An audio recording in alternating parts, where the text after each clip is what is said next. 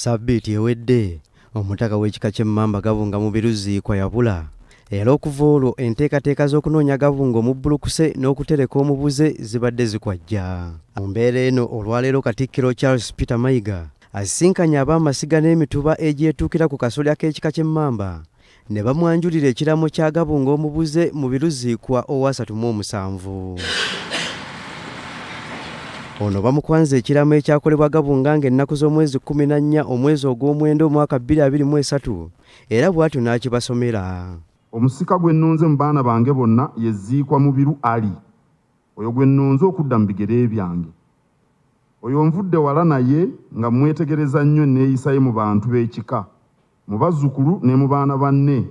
Ne ndaba nga bw'anaaba takyusizza mu kweyisa obulungi y'asaanidde okunsikira. Era ne baganda bange ab'emituba emikulu emirangiro egyetuukira obutereevu ku Gabunga njagala mumutunuulire nnyo, n'abaana bange ab'amasiga njagala mumuteeke eriiso ekkalu.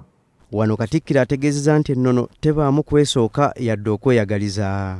Katikkiro agamba nti engeri Gabunga Ziikwa owa 37 gye yalaama yalondoola bulungi ennono era n'alonda n'amuddira mu bigere nga nabwe kityo balina kugoberera kiraamo kye.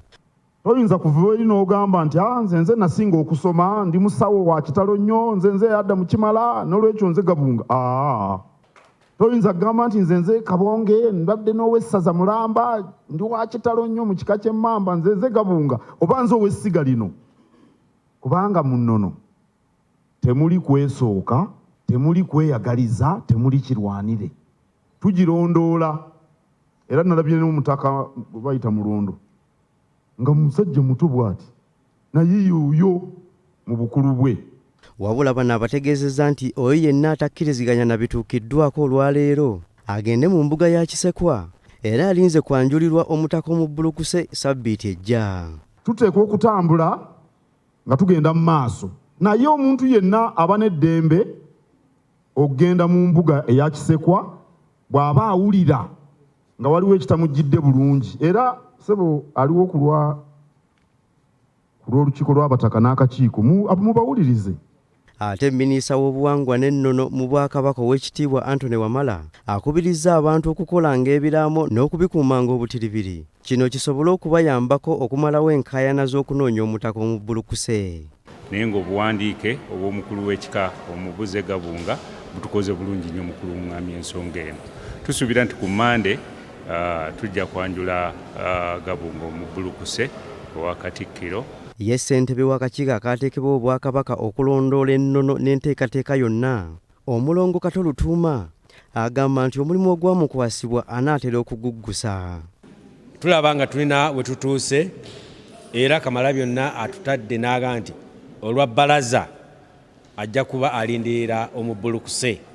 Kale no mu mbeera eyo kubiriza ab'ekika ky'Emmamba okubeera obumu ate okuwa ekitiibwa Obwakabaka bwa Buganda n'okwongera okulaba nga tutereka omubuze mu kitiibwa ekyo ekigwanidde. Naye kati keggweredde mu ssanyu ate ku mbuga enkulu kitegeeza nti ebintu byonna bigenda kutambula bulungi.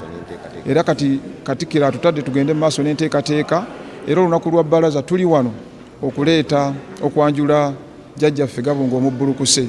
Olunaku lwa Mande Sabbiiti ejja Katikkiro w'ekika kino agenda kwanjulira Katikkiro Charles Peter Mayiga Gabunga omu Bulukuse Ziikwa Mubiru Ali. Olwo Katikkiro amulaga Obuganda nga n'enteekateeka z'okutereka Gabunga omu Bulukuse nazo zigenda mu maaso. Mike Mutebi ne Tone Kitenda, BBS Telefayina ageesigika.